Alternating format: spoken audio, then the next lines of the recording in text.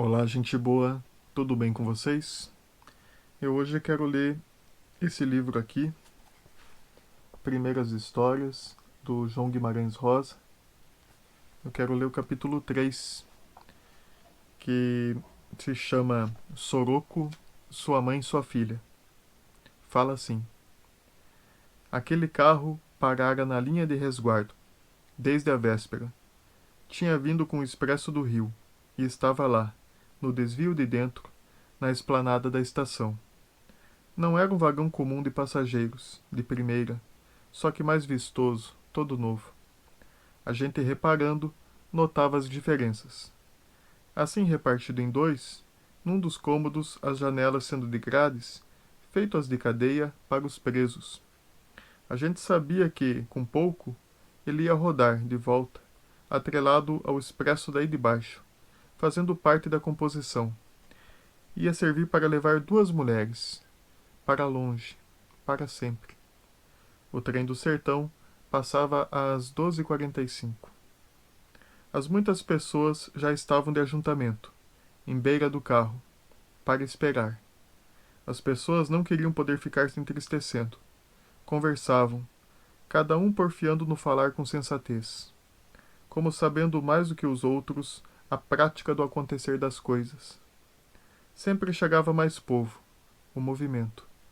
Aquilo quase no fim da esplanada, do lado do curral do embarque de bois, antes da guarita do guarda-chaves, perto dos empilhados de lenha. Soroco ia trazer as duas, conforme. A mãe de Soroco era de idade, com para mais de uns 70. A filha, ele só tinha aquela. Soroco era viúvo. Afora essas, não se conhecia dele o parente nenhum. A hora era de muito sol. O povo caçava jeito de ficarem debaixo da sombra das árvores de cedro.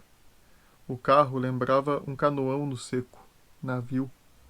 A gente olhava, nas reluzências do ar, parecia que ele estava torto, que nas pontas se empinava. O borco bojudo do telhadinho dele alumiava em preto. Parecia coisa de invento de muita distância, sem piedade nenhuma, e que a gente não pudesse imaginar direito, nem se acostumar de ver, e não sendo de ninguém.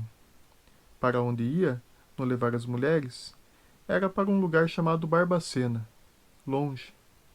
Para o pobre, os lugares são mais longe. O agente da estação apareceu, fardado de amarelo, com um livro de capa preta e as bandeirinhas verde e vermelha debaixo do braço.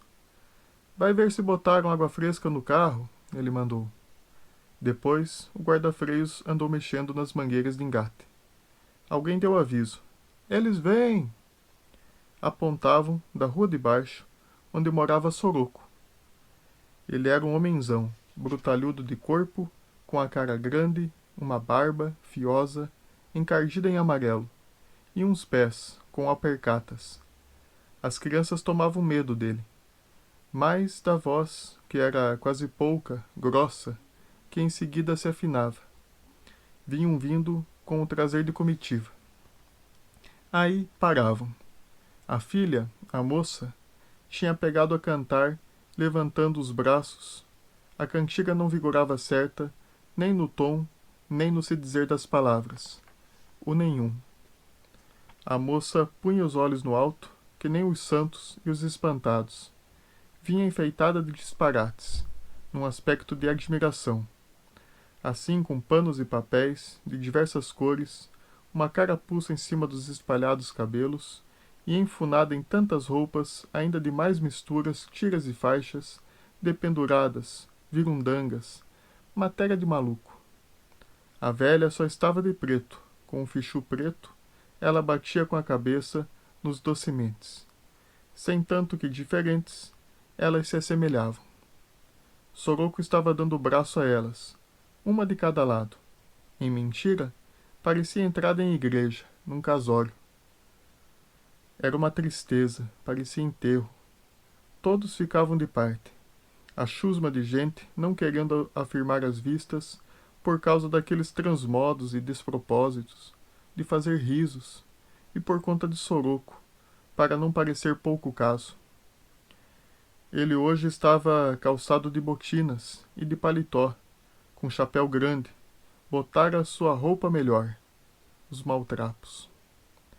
E estava reportado e atalhado, humildoso.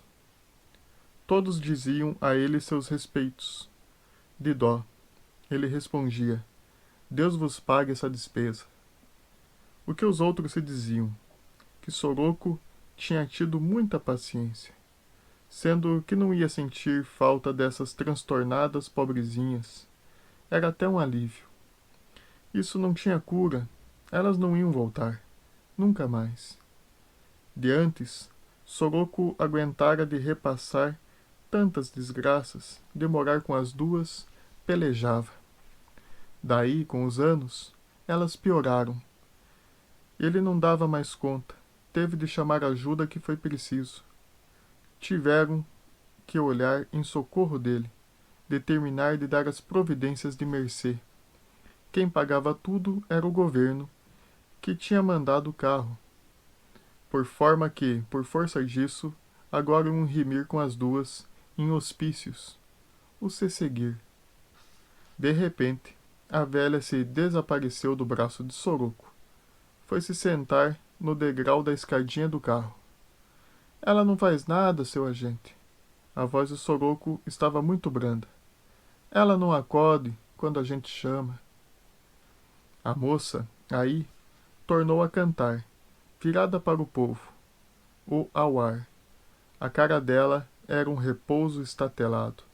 Não queria dar-se em espetáculo, mas representava de outroras grandezas, impossíveis.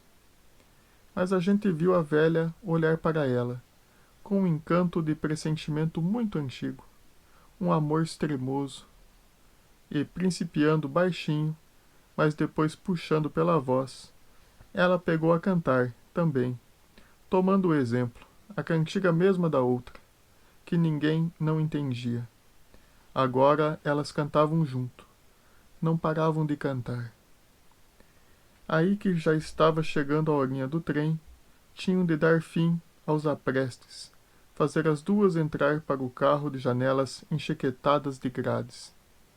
Assim, num consumiço, sem despedida nenhuma, que elas nem haviam de poder entender.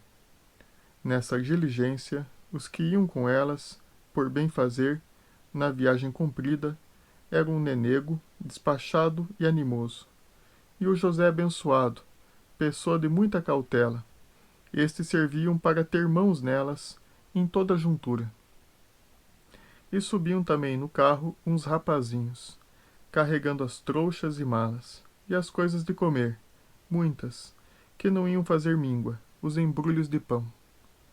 Por derradeiro, o nenego ainda se apareceu na plataforma, para os gestos de que tudo ia em ordem. Elas não haviam de dar trabalhos. Agora, mesmo, a gente só escutava era o acorsoo do canto, das duas. Aquela xirimia que avocava, que era um constado de enormes diversidades desta vida, que podiam doer na gente, sem jurisprudência, de motivo nem lugar, nenhum, mas pelo antes, pelo depois. Soroco. Tomara aquilo que se acabasse, o trem chegando, a máquina manobrando sozinha para vir pegar o carro. O trem apitou e passou. Se foi, o de sempre. Soroco não esperou tudo se sumir, nem olhou. Só ficou de chapéu na mão, mais de barba quadrada, surdo, o que nele mais espantava. O triste do homem, lá, decretado, embargando-se de poder falar algumas suas palavras. Ao sofrer o assim das coisas, ele, no oco sem beiras, debaixo do peso, sem queixa, exemploso. E lhe falaram, o mundo está dessa forma. Todos, no arregalado respeito, tinham as vistas neblinadas. De repente, todos gostavam demais de Soroco. Ele se sacudiu de um jeito arrebentado, desacontecido, e virou, para ir-se embora. Estava voltando para casa, como se estivesse indo para longe, fora de conta. Mas parou. Em tanto que se esquisitou, parecia que ia perder o de si, parar de ser. Assim, num excesso de espírito, fora de sentido. E foi o que não se podia prevenir. Quem ia fazer siso naquilo? Num rompido, ele começou a cantar, alteado, forte, mas sozinho para si. E era a cantiga mesma, de desatino, que as duas tanto tinham cantado. Cantava, continuando. A gente se esfriou, se afundou, um instantâneo. A gente. E foi sem combinação, nem ninguém entendia o que se fizesse. Todos, de uma vez, de dó de soroco, principiaram também a acompanhar aquele canto sem razão. E com as vozes tão altas, todos caminhando, com ele, soroco. E canta que cantando, atrás dele, os mais de trás quase que corriam. Ninguém deixasse de cantar. Foi o de não sair mais da memória. Foi um caso sem comparação. A gente estava levando agora o soroco para a casa dele, de verdade. A gente, com ele, e até aonde que ia aquela cantiga.